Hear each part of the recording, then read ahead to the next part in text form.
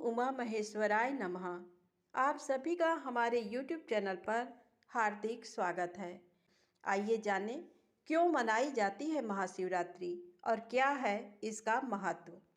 भगवान शिव की पूजा आराधना और विशेष कृपा पाने के लिए सावन महीना, प्रदोष व्रत, सोमवार, मासिक शिवरात्रि और महाशिवरात्रि के पर्व का विशेष महत्व होता है। महाशिवरात्रि पर देश भर के सभी ज्योतिर्लिंगों और शिवालयों में शिव भक्तों की भारी भीड़ होती है, जहां पर शिवलिंग का जलाभिषेक विधि विधान के रूप में किया जाता है। महाशिवरात्रि से जुड़ी कथाएं। पहली पौराणिक कथा के अनुसार फाल्गुन माह के कृष्ण पक्ष की चतुर्दशी तिथि पर भगवान शिव सबसे पहले शिवलिंग के स्वरूप में प्रकट हुए थे। इसी कारण से इस तिथि पर भगवान शिव के ज्योतिर्लिंग के प्राकट्य पर्व के रूप में हर वर्ष महाशिवरात्रि के रूप में मनाया जाता है। शिव पुराण के अनुसार शिव जी के निराकार स्वरूप का प्रतीक लिंग शिवरात्रि की पावन तिथि की महानिशा में प्रकट होकर सर्वप्रथम ब्रह्मा और विष्णु के द्वारा पूजित हुआ था। वहीं दूसरी पौराणिक कथा के अनुसार महाशिवरात्रि पर भगवान शिव और देवी मां पार्वती का मिलन हुआ था। फाल्गुन चतुर्दशी तिथि पर भगवान शिव ने वैराग्य छोड़कर देवी पार्वती संग विवाह करके गृहस्थ जीवन में प्रवेश किया था। इसी वजह से हर वर्ष फाल्गुन चतुर्दशी तिथि को भगवान शिव और माता पार्वती के विवाह की खुशी में महाशिवरात्रि का त्यौहार मनाया जाता है। इस दिन शिव भक्त कई स्थानों पर महाशिवरात्रि पर शिव जी की बारात निकालते हैं। धार्मिक मान्यताओं के अनुसार महाशिवरात्रि पर व्रत, पूजा और जलाभिषेक करने पर वैवाहिक जीवन से जुड़ी तमाम तरह की परेशानियां दूर होती हैं और दाम्पत्य जीवन में सुख समृद्धि आती है। इसके अलावा महाशिवरात्रि के दिन ही सभी 12 ज्योतिर्लिंग प्रकट हुए थे। इस कारण से 12 ज्योतिर्लिंग के प्रकट होने की खुशी में महाशिवरात्रि का त्यौहार मनाया जाता है। आइए सुने भगवान शिव और माता पार्वती के विवाह की पौराणिक कथा। जब शिव और पार्वती का विवाह होने वाला था तो एक बड़ी सुंदर घटना हुई। उनकी शादी बहुत ही भव्य पैमाने पर हो रही थी। इससे पहले ऐसी शादी कभी नहीं हुई थी। शिव, जो दुनिया के सबसे तेजस्वी प्राणी थे, एक दूसरे प्राणी को अपने जीवन का हिस्सा बनाने वाले थे। उनकी शादी में बड़े से बड़े और छोटे से छोटे लोग शामिल हुए। सभी देवता तो वहां मौजूद थे ही, साथ ही असुर भी वहां पहुंचे।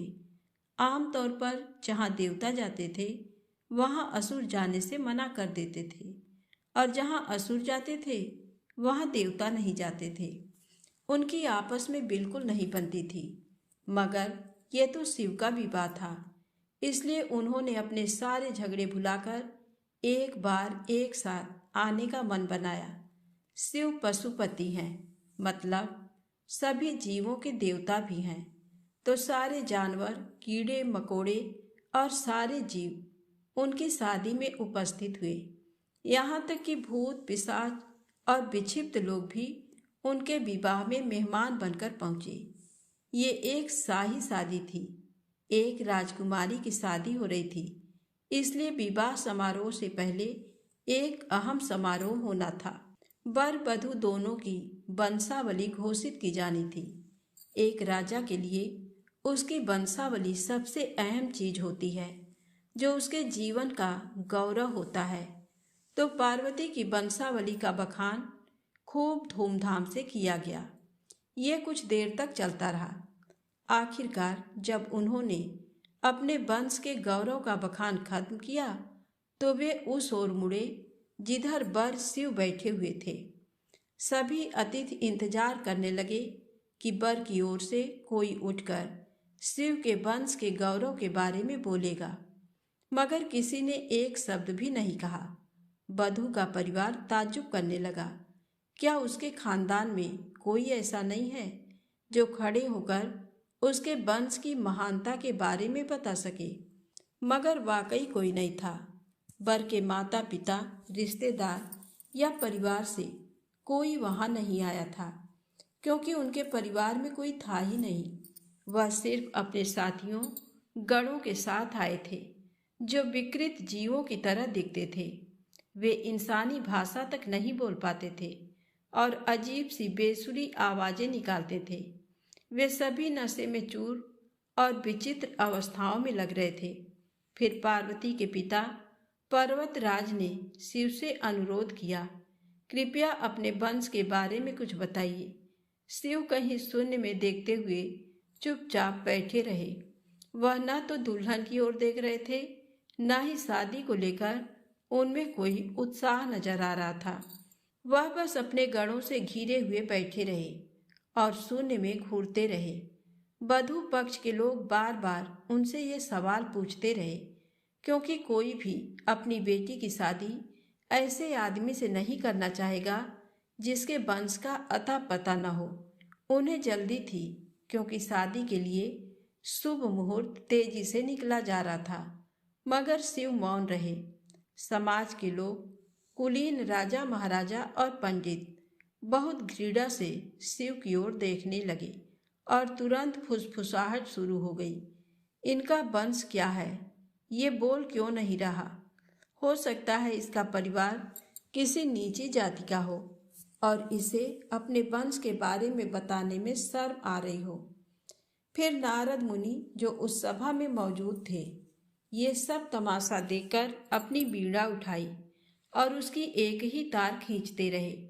वह लगातार एक ही धुन बजाते रहे। इससे खींचकर पार्वती के पिता पर्वतराज अपना आपा खो बैठे। ये क्या बकवास है?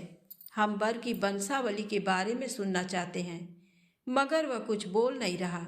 क्या मैं अपनी बेटी की शादी ऐसे आदमी से कर दूं? और आप ये खिजाने वाला शोर क्यों कर रहे हैं? क्या ये कोई जवाब है? नारद ने जवाब दिया, वर के माता पिता नहीं हैं। राजा ने पूछा, क्या आप ये कहना चाहते हैं कि वह अपने माता पिता के बारे में नहीं जानते? नारद जी ने कहा, नहीं, इनके माता पिता ही नहीं हैं। इनकी कोई विरासत नहीं है। इनका कोई गोत्र नहीं है। इनके पास कुछ नहीं है। इनके पास अपने खुद के अलावा कुछ नहीं है। पूरी सभा चकरा गई। पर्वतराज ने कहा, हम ऐसे लोगों को जानते हैं जो अपने पिता या माता के बारे में नहीं जानते। ऐसी दुर्भाग्यपूर्ण स्थिति हो सकती है, मगर हर कोई किसी न किसी से जन्मा है। ऐसा कैसे हो सकता है कि किसी का कोई पिता या माँ ही ना हो? तब नारद जी ने जवाब दिया, क्योंकि ये स्वयंभू हैं। इन्होंने खुद की रचना की है। इनके ना तो पिता है ना माता। इनका न कोई वंश है ना परिवार। ये किसी परंपरा से ताल्लुक नहीं रखते और ना ही इनके पास कोई राज्य है। इनका न तो कोई गोत्र है और ना कोई नक्षत्र, ना कोई भाग्यशाली तारा इनकी रक्षा करता है। ये इन सब चीज़ों से परे हैं। ये एक योगी हैं और इन्होंने सारे अस्तित्व को अपना एक हिस्सा बना लिया है। इनके लिए सिर्फ एक वंश है, ध्वनि।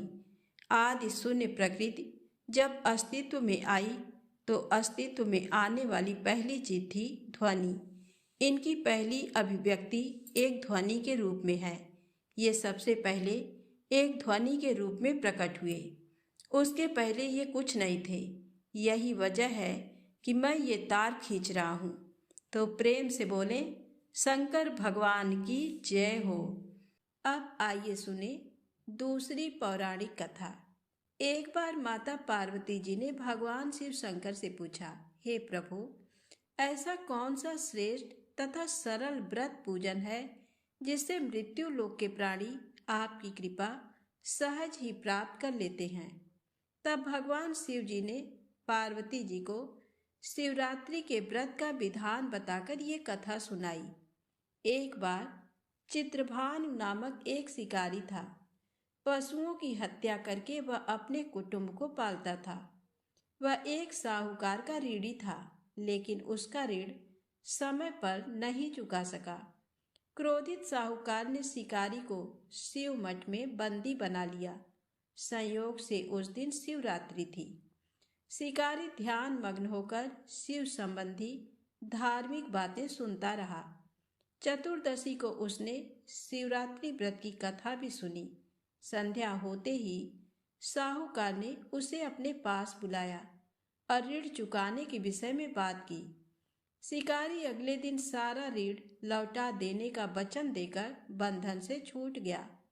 अपनी दिनचर्या की भांति वह जंगल में शिकार के लिए निकला, लेकिन दिन भर बंदी गृह में रहने के कारण भूख प्यास से व्याकुल था।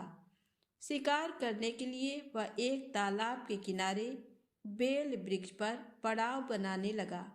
बेल वृक्ष के नीचे शिवलिंग था जो बिल्व पत्रों से ढका हुआ था। शिकारी को उसका पता नहीं चला। पड़ाव बनाते समय उसने जो टहनियाँ तोड़ी वे संयोग से शिवलिंग पर गिरी। इस प्रकार दिन भर भूखे प्यासे शिकारी का व्रत भी हो गया और शिवलिंग पर बेल पत्र भी चढ़ गए। एक पहर रात्रि बीत जाने पर एक गर्भिणी मृगी तालाब पर पानी पीने पहुंची। शिकारी ने धनुष पर तीर चढ़ाकर ज्यों ही प्रत्यंचा खींची, मृगी बोली, मैं गर्भिणी हूँ, शीघ्र ही प्रसव करूंगी। तुम एक साथ 2 जीवों की हत्या करोगे, जो ठीक नहीं है। मैं बच्चे को जन्म देकर शीघ्र ही तुम्हारे समक्ष प्रस्तुत हो जाऊंगी, तब हमें मार लेना। शिकारी ने प्रत्यंचा ढीली कर दी और मृगी जंगली झाड़ियों में लुप्त हो गई। कुछ ही देर बाद एक और मृगी उधर से निकली। शिकारी की प्रसन्नता का ठिकाना न रहा। समीप आने पर उसने धनुष पर बाण चढ़ाया। तब उसे देख मृगी ने विनम्रता पूर्वक निवेदन किया, हे पार्थी, मैं थोड़ी देर पहले ऋतु से निवृत्त हुई हूँ, कामातुर विरहिणी हूँ, अपने प्रिय की खोज में भटक रही हूँ। मैं अपने पति से मिलकर शीघ्र ही तुम्हारे पास आ जाऊंगी। शिकारी ने उसे भी जाने दिया। 2 बार शिकार को खोकर उसका माथा ठनका। वह चिंता में पड़ गया। रात्रि का आखिरी पहर बीत रहा था। तभी एक अन्य मृगी अपने बच्चों के साथ उधर से निकली। शिकारी के लिए यह स्वर्णिम अवसर था। उसने धनुष पर तीर चढ़ाने में देर नहीं लगाई। वह तीर छोड़ने ही वाला था कि मृगी बोली, हे पार्थी, मैं इन बच्चों को इनके पिता के हवाले करके लौट आऊंगी। इस समय मुझे जाने दो। शिकारी हंसा और बोला, सामने आए शिकार को छोड़ दूं? मैं ऐसा मूर्ख नहीं। इससे पहले मैं 2 बार अपना शिकार खो चुका हूँ। मेरे बच्चे भूख प्यास से तड़प रहे होंगे। तब मृगी ने कहा, जैसे तुम्हें अपने बच्चों की ममता सता रही है, ठीक वैसे ही मुझे भी। इसलिए सिर्फ बच्चों के नाम पर मैं थोड़ी देर के लिए जीवन दान मांग रही हूँ। हे पार्थी, मेरा विश्वास कर, मैं इन्हें इनके पिता के पास छोड़कर तुरंत लौटने की प्रतिज्ञा करती हूँ। मृगी का दीन स्वर सुनकर शिकारी को उस पर दया आ गई। उसने उस मृगी को भी जाने दिया। शिकार के अभाव में बेल वृक्ष पर बैठा शिकारी बेल पत्र तोड़ तोड़कर नीचे फेंकता जा रहा था। पौ फटने को हुई तो एक हृष्ट पुष्ट मृग उसी रास्ते पर आया। शिकारी ने सोच लिया कि इसका शिकार वह अवश्य करेगा। शिकारी की तनी प्रत्यंचा देखकर मृग विनीत स्वर में बोला, हे पारधी भाई, यदि तुमने मुझसे पूर्व आने वाली 3 मृगियों तथा छोटे छोटे बच्चों को मार डाला है, तो मुझे भी मारने में विलंब ना करो, ताकि मुझे उनके वियोग में एक क्षण भी दुख न सहना पड़े। मैं उन मृगियों का पति हूँ। यदि तुमने उन्हें जीवन दान दिया है, तो मुझे भी कुछ क्षण का जीवन देने की कृपा करो। मैं उनसे मिलकर तुम्हारे समक्ष उपस्थित हो जाऊंगा। मृग की बात सुनते ही शिकारी के सामने पूरी रात का घटना चक्र घूम गया। उसने सारी कथा मृग को सुना दी। तब मृग ने कहा, मेरी 3 पत्नियां जिस प्रकार प्रतिज्ञाबद्ध होकर गई हैं, मेरी मृत्यु से अपने धर्म का पालन नहीं कर पाएंगी। अतः जैसे तुमने उन्हें विश्वास पात्र मानकर छोड़ा है, वैसे ही मुझे भी जाने दो। मैं उन सब के साथ तुम्हारे सामने शीघ्र ही उपस्थित होता हूँ। उपवास, रात्रि जागरण तथा शिवलिंग पर बेलपत्र चढ़ने से शिकारी का हिंसक हृदय निर्मल हो गया था। उसमें भगवत शक्ति का वास हो गया था। धनुष तथा बाण उसके हाथ से सहज ही छूट गया। भगवान शिव की अनुकंपा से उसका हिंसक हृदय कारुणिक भावों से भर गया। वह अपने अतीत के कर्मों को याद करके पश्चाताप की ज्वाला में जलने लगा। थोड़ी ही देर बाद वह मृग सपरिवार शिकारी के समक्ष उपस्थित हो गया ताकि वह उनका शिकार कर सके, किंतु जंगली पशुओं की ऐसी सत्यता, सात्विकता एवं सामूहिक प्रेम भावना देखकर शिकारी को बड़ी ग्लानि हुई। उसके नेत्रों से आंसुओं की झड़ी लग गई। उस मृग परिवार को न मारकर शिकारी ने अपने कठोर हृदय को जीव हिंसा से हटा सदा के लिए कोमल एवं दयालु बना लिया। देवलोक से समस्त देव समाज भी इस घटना को देख रहे थे। घटना की परिणत होते ही देवी देवताओं ने पुष्प वर्षा की। तब शिकारी तथा मृग परिवार मोक्ष को प्राप्त हुए। तो प्रेम से बोले, शंकर भगवान की जय हो। आइए सुने भगवान शिव को बिल्व पत्र क्यों है इतने प्रिय। एक बार नारद जी ने भोलेनाथ की स्तुति कर पूछा, प्रभु आपको प्रसन्न करने के लिए सबसे उत्तम और सुलभ साधन क्या है। हे त्रिलोकीनाथ, आप तो निर्विकार और निष्काम हैं। आप सहज ही प्रसन्न हो जाते हैं। फिर भी मेरी जानने की इच्छा है कि आपको क्या प्रिय है। तब शिव जी बोले, नारद जी, वैसे तो मुझे भक्त के भाव सबसे प्रिय हैं, फिर भी आपने पूछा है तो बताता हूँ। मुझे जल के साथ साथ बिल्व पत्र बहुत प्रिय हैं। जो अखंड बिल्व पत्र मुझे श्रद्धा से अर्पित करते हैं, मैं उन्हें अपने लोक में स्थान देता हूँ। नारद जी भगवान शंकर और माता पार्वती की वंदना कर अपने लोक को चले गए। उनके जाने के पश्चात पार्वती जी ने शिव जी से पूछा, हे प्रभु, मेरी ये जानने की बड़ी उत्कट इच्छा हो रही है कि आपको बिल्व पत्र इतने प्रिय क्यों हैं। कृपा करके मेरी जिज्ञासा शांत करें। तब शिव जी बोले, हे शिवे, बिल्व के पत्ते मेरी जटा के समान हैं। उसका त्रिपत्र यानी 3 पत्ते ऋग्वेद, यजुर्वेद और सामवेद हैं। शाखाएं समस्त शास्त्र का स्वरूप हैं। बिल्व वृक्ष को आप पृथ्वी का कल्प वृक्ष समझें, जो ब्रह्मा विष्णु शिव स्वरूप हैं।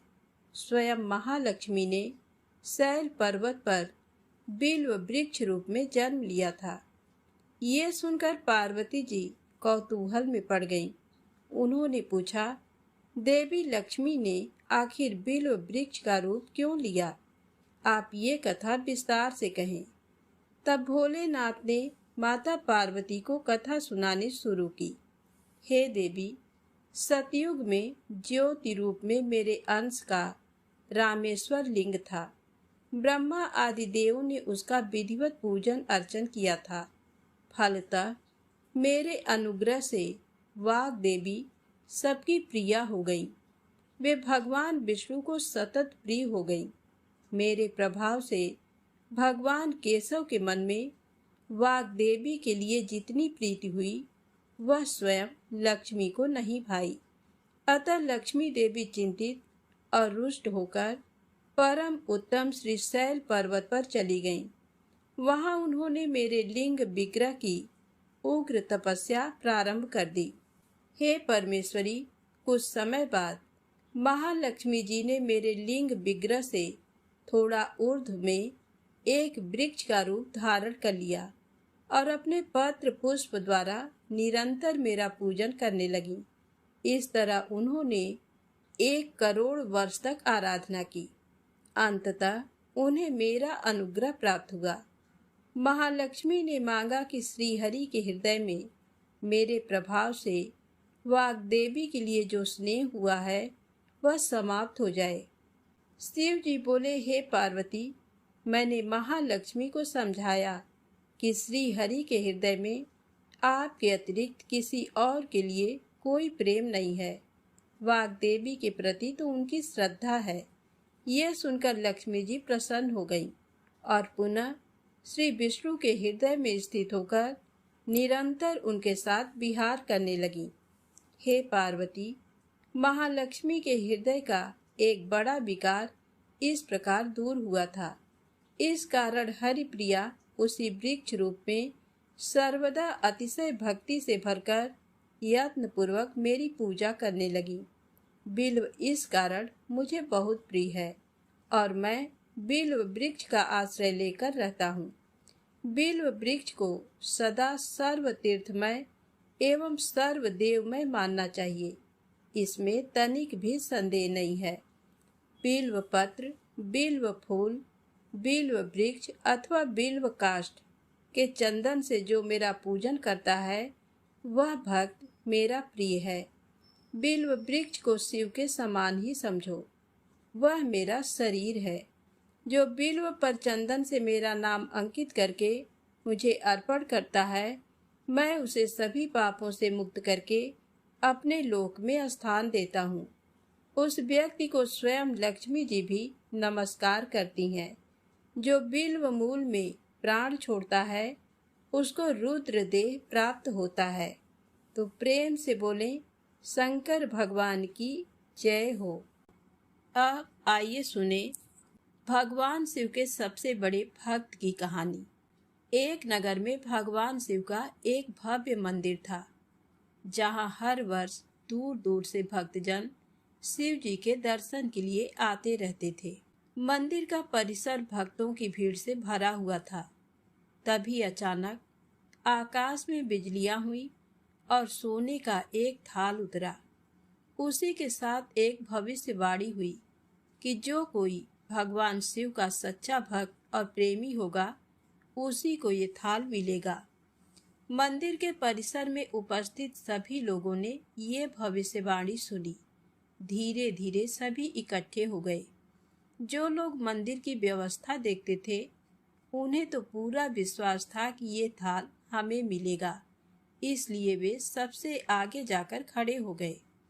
सबसे पहले एक पंडित जी आए और बोले, देखिए, मैं प्रतिदिन महादेव का अभिषेक करता हूँ, अतः मैं ही भोलेनाथ का सबसे निकटवर्ती प्रेमी और भक्त हूँ, इसलिए थाल मुझे मिलना चाहिए।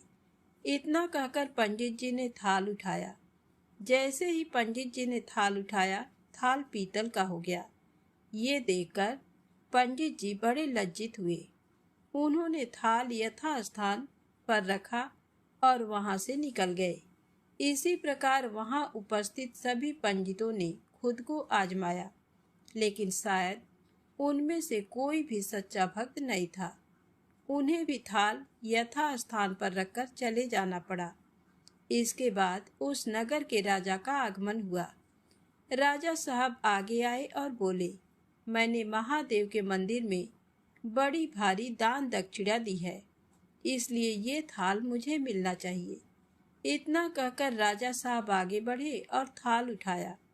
जैसे ही राजा ने थाल उठाया, थाल तांबे का हो गया। ये देखकर महाराज भी लज्जित हुए और थाल यथास्थान रखकर एक तरफ खड़े हो गए। इसके बाद इसी तरह एक से बढ़कर एक दानी, महात्मा और भक्त पधारे और थाल उठाया, लेकिन किसी के हाथ में कुछ और किसी के हाथ में कुछ हो गया, लेकिन सोने का नहीं रहा। तब लोगों को पता चला कि हम में से कोई भी महादेव का सच्चा भक्त नहीं है। उसी समय एक किसान का आगमन हुआ। वो बेचारा महीनों बाद शिव जी के दर्शन करने आया था।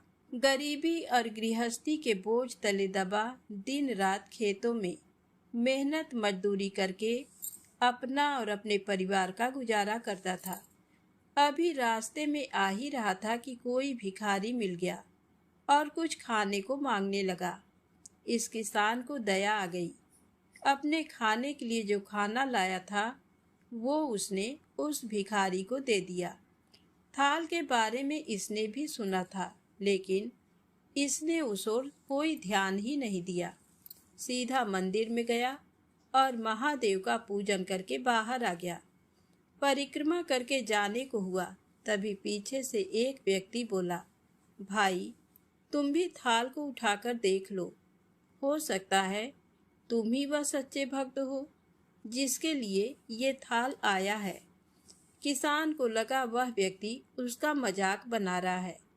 किसान ने हंसते हुए कहा, भाई मैं तो कभी कोई पूजा पाठ भी नहीं करता, महीनों में एक आध बार मंदिर आ पाता हूँ, मैं काहे का भक्त। वह अजनबी बोला, भाई हम तो देख चुके हैं, हमारी भक्ति तो 2 कौड़ी की भी नहीं है। अब तुम भी अपना हाथ लगाकर देख लो, सोने का थाल मिले ना मिले, किंतु पता चल जाएगा कि तुम्हारी भक्ति में कितनी सच्चाई है। लोगों के बहुत आग्रह करने पर आखिर उस भोले भाले किसान ने जाकर थाल उठा ही लिया। जैसे ही उसने थाल उठाया, लोगों के आश्चर्य का ठिकाना नहीं रहा। सोने का थाल रोशनी से चमचमाने लगा। ये देख सब लोगों में खुशियों की लहर दौड़ गई। सभी लोग उसके जयकारे लगाने लगे और पूछने लगे कि भाई तुम ही सच्चे भक्त हो, अब हमें भी बता दो कि कैसी भक्ति करते हो जिससे महादेव तुमसे इतने प्रसन्न हैं। किसान बोला, भाई मैं कोई भक्ति नहीं करता, मैं केवल दिन भर खेतों में काम करता हूँ और थोड़ा समय निकालकर जरूरतमंद लोगों की मदद करता हूँ। इसके अलावा मैं कोई विशेष कार्य नहीं करता। लोग पूछने लगे, तुम लोगों की मदद क्यों करते हो? तब किसान हंसते हुए बोला, सुकून। दूसरों के चेहरे पर मुस्कान देखकर मुझे जो आनंद और खुशी होती है उसे मैं शब्दों में बयां नहीं कर सकता। शायद यही कारण है कि महादेव मुझसे खुश हैं। इसलिए हमेशा याद रखें, सत्कर्म का आरंभ भी आनंद से होता है और अंत भी आनंददायक होता है। दुष्कर्म का आरंभ भी दुख से होता है और अंत भी दुखदायक होता है। आप सैकड़ों मील की यात्रा करके भी दूसरों का दिल दुखाते हैं तो आपकी वह तपस्या, साधना और महादेव का दर्शन धूल के बराबर है। तो प्रेम से बोलें, शंकर भगवान की जय हो।